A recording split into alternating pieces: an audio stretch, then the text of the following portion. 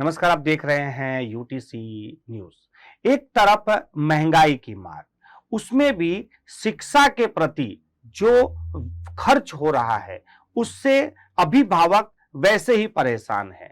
उसमें स्कूली शिक्षा को छोड़कर अब तो ट्यूशन क्लासेस के एडमिशन खुलने के साथ ही जो ट्यूशन संचालक हैं वो भी पेरेंट्स को फोन पर फोन करके अलग अलग स्कीमों के तहत उन्हें बहुत बड़ी फीस भरने की ऑफर भी दे रहे हैं।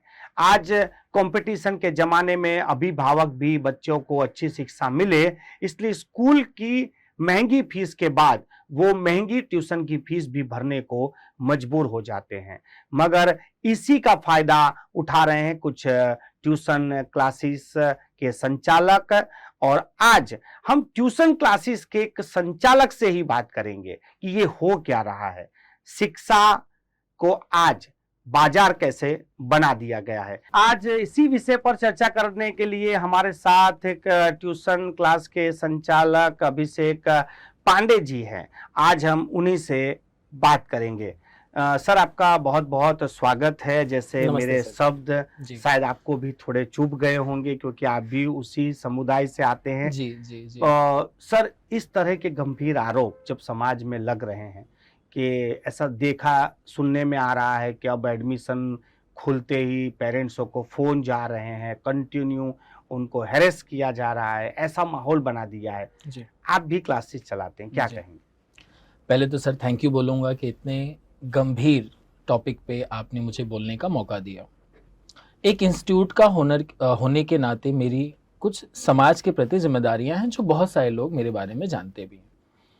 आज एक स्कॉलरशिप टेस्ट इसी समय शुरू हो जाता है मैक्सिमम इंस्टीट्यूट्स में, जो स्टूडेंट हंट करते हैं।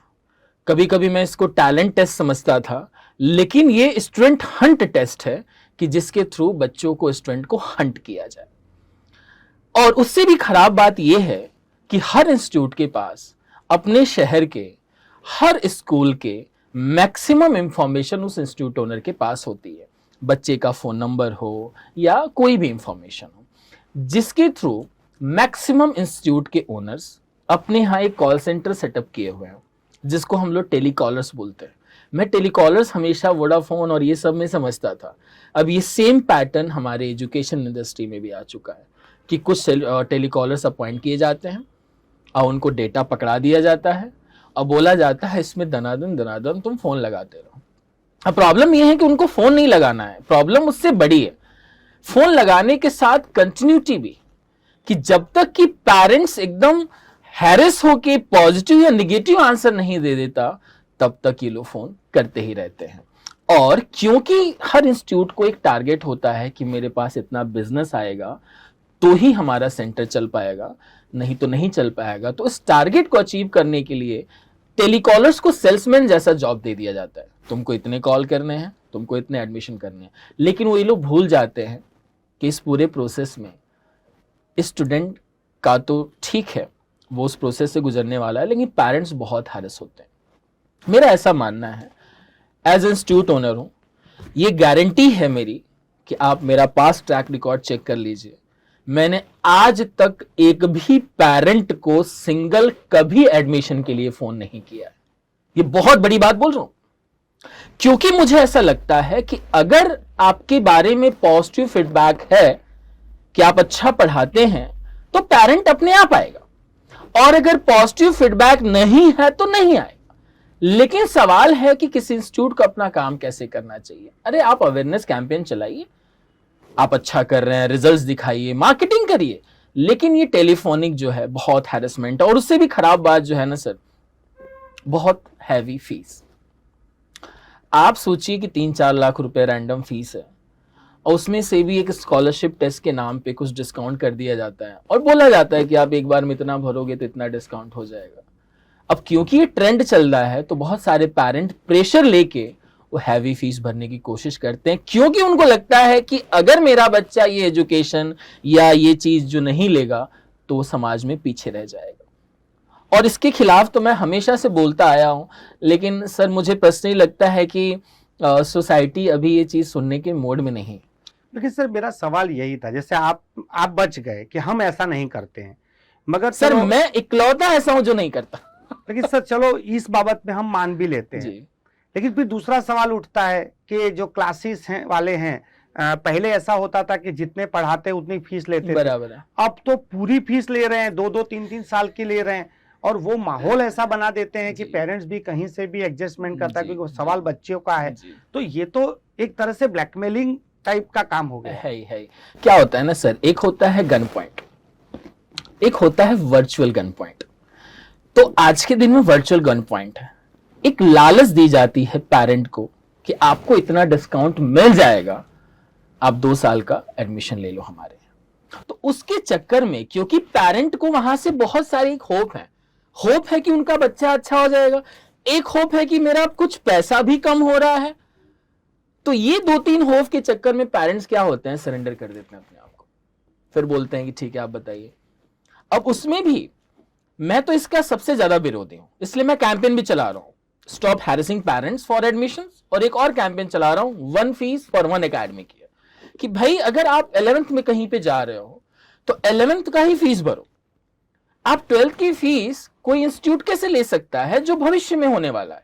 11th में बच्चा फेल हो गया, उसका मान लीजिए 12th में पढ़ने का मन नहीं हुआ, तो ऐसे बहुत सारे सर्कमस्टांसेस जनरेट हो सकते हैं, लेकिन उनको लगता है कि आप 12th भी भर देंगे, क्योंकि थोड़े से डिस्काउंट के लिए पेरेंट्स भी सरेंडर कर देते हैं, क्योंकि क्या करें, उनकी भी मजबूरी है, वो जो डिस्काउंट मिल रहा है उनके काफी खर्च भी बचा देता है, तो वो सोचते हैं कि चलो 2 साल का भर देते हैं।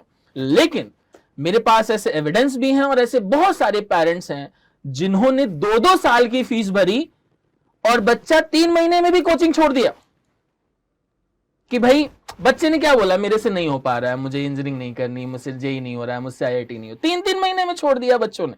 क्या करेंगे ऐसे चीज के लिए? लेकिन सर जिस तरह से आप इतने स्ट्रेट फॉरवर्ड हैं, जिस तरह से आप बात कर रहे हैं, आप अपने ही समुदाय के खिलाफ जागरूकता लाने की बात कर रहे हैं, पेरेंट्सों को बिल्कुल साफ बात बोल रहे हैं, तो इतने स्ट्रिक्ट जब आप बन जाते हैं तो फिर आप अपना क्लासेस कैसे चलाएंगे? देखिए सर, मैं हर साल हमेशा नुकसान में रहता हूँ।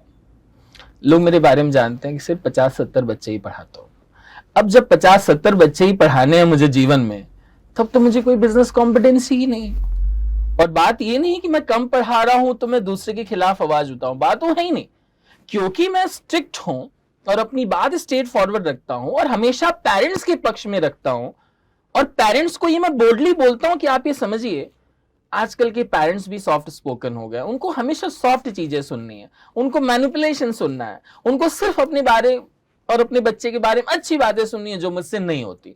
उसके लिए हमारे बहुत सारे नुकसान भी होते हैं। लेकिन समाज में हमेशा बदलाव ना सर, हमेशा छोटे पॉइंट से रहा है। जब भी कोई बड़ा आंदोलन हुआ है या बड़ा कोई भी ट्रेंड चला है या बड़ा बदलाव चला है ना, उसकी शुरुआत छोटे से ही हुई है। आज अगर मैं इस चीज को 3 साल से बोल रहा हूं और आज आपने मुझे मौका दिया, क्योंकि आपके पास कुछ फीडबैक्स आए होंगे पेरेंट्स के कि चलो हम किसी से बात करते हैं, तो आप मुझे जानते थे कि चलो यही एक ऐसे पर्सन है जो स्ट्रेट फॉरवर्ड बात कर सकते हैं, तो आपने मुझे बुलाया। और आपने तभी मुझे बुलाया कि जब मैं ये इसमें बिलीव करता हूं कि हैरेस करना गलत है। और किसी पेरेंट को चलो आपने एक बार फोन कर भी लिया, आप उसको तब तक फोन करते रहते हैं जब तक कि सच में वो ये नहीं बोल देता कि आज के बाद से मुझे फोन ना करना या मैं आपके एडमिशन ले रहा हूं। बहुत खराब स्थिति में सर इस समय पेरेंट्स हैं। कंपटीशन के जमाने में ना सर, मैं एक चीज तो समझ रहा हूं, पेरेंट्स अपने बच्चे के अलावा जब समाज में खड़े होते हैं ना, तो बहुत बुद्धिजीवी होते हैं, बहुत हाईली इंटेलेक्चुअल होते हैं, दूसरे बच्चों के लिए वो बहुत अच्छा सोचते हैं और बहुत अच्छा ज्ञान भी देते हैं, बहुत अच्छी नॉलेज भी रखते हैं। लेकिन जब सब बात अपने बच्चे की आती है ना सर, तो वो मैक्सिमम इंफॉर्मेशन को ढंग से सुनना नहीं चाहते। लेकिन आज सोशल मीडिया के जमाने में अवेयरनेस तो है, लेकिन मुझे ऐसा लगता है कि वो होप है ना सर, वो इन सब पे भारी पड़ जाता है।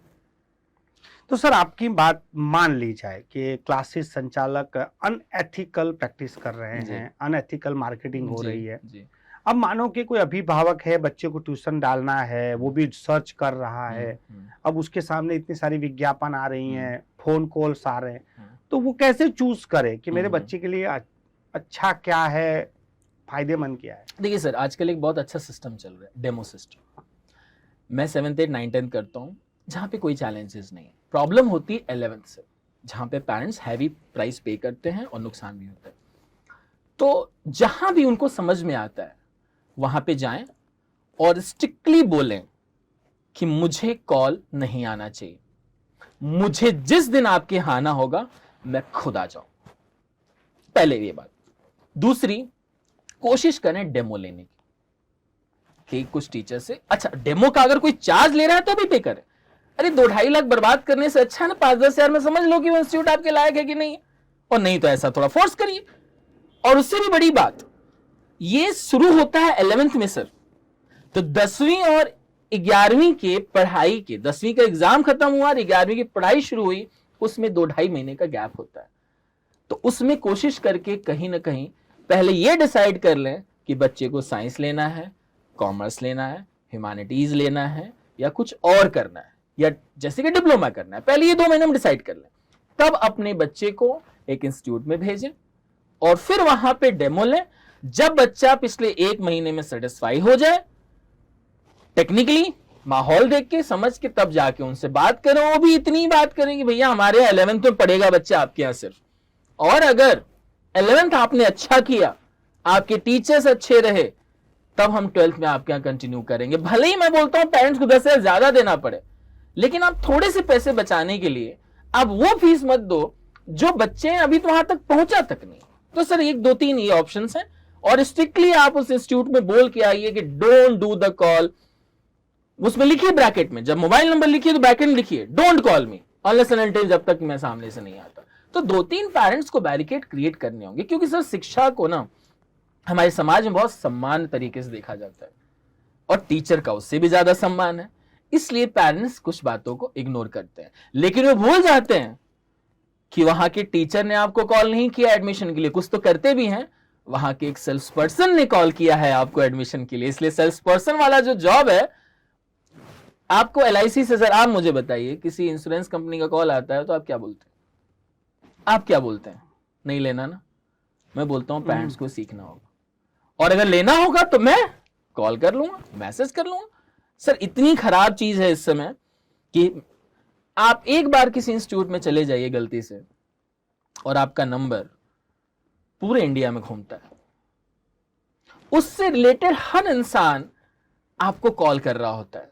बड़ौदा के इंस्टीट्यूट का ओनर कॉल करेगा, दिल्ली का भी कॉल करेगा, कोटा का भी कॉल करेगा। जब तक कि आप मतलब डिसीजन ना ले लें यस या नो का, तब तक आपके पास कॉल आता रहेगा। तो ये बहुत एक अच्छा सिस्टम है कि पहले डिसाइड कर लें 2-2.5 महीने के अंदर, फिर उसके बाद से डेमो लें, और फीस 11th का भरें, और फॉर्म में तो पक्का ही जरूर लेके, क्योंकि मुझे पता है सर मेरे बहुत सारे पेरेंट्स हैरेस हुए हैं, और जो मेरे यहाँ नहीं आते हैं वो भी हैरेस हुए हैं।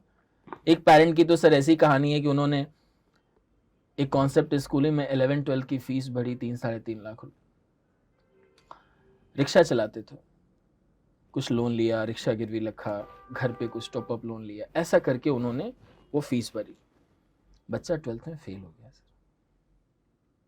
ये कितनी दुखद घटना है। चलिए फेल होना तो मैं इंस्टीट्यूट को ब्लेम नहीं करूंगा, लेकिन 3-3.5 लाख रुपए उन्होंने कैसे भरे, और बच्चा भी असफल रहा।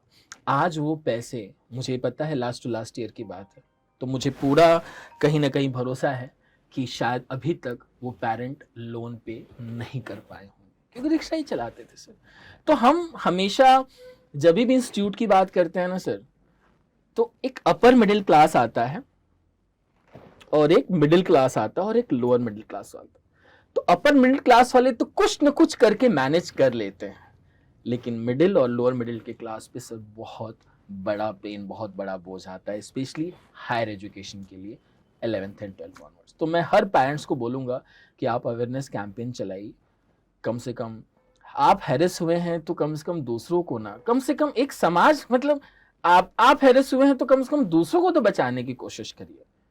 और खास करके इस चीज़ पे जरूर कि 1 साल की एक ही बार फीस होनी चाहिए। और मैं चाहूँगा सर आपके सारे दर्शक इस बात को सुने कि जिस स्टैंडर्ड में जहां पढ़ रहे हैं उसी साल की वो फीस दे। भले ही अगले साल 10,000 ज्यादा हो, कोई दिक्कत नहीं, लेकिन उस 10,000 20,000 बचाने के चक्कर में आप बड़ा पैसा ना फंसे। बहुत बहुत धन्यवाद हमसे चर्चा करने के लिए। ये थे अभिषेक पांडे जी, इनका एमर्स खुद का कोचिंग क्लास है, मगर ये क्लासेस के खिलाफ ही ये बोल पाते हैं या बोलते हैं। उसके पीछे उनकी एक वजह रही होगी, क्योंकि वो बेदाग होंगे और जिस तरह से वो बात कर रहे हैं, ये जितने भी अभिभावक यदि इस चर्चा को देख रहे हैं तो काफ़ी सारा जानने के लिए है, वो अवेयरनेस के लिए है। निर्णय आपको लेना है, ये आपके फायदे की बात हो रही है, तो आप इस चीज को जरा समझिए और इसका अनुकरण भी कीजिए। बहुत बहुत धन्यवाद सर, बहुत बहुत धन्यवाद, थैंक यू।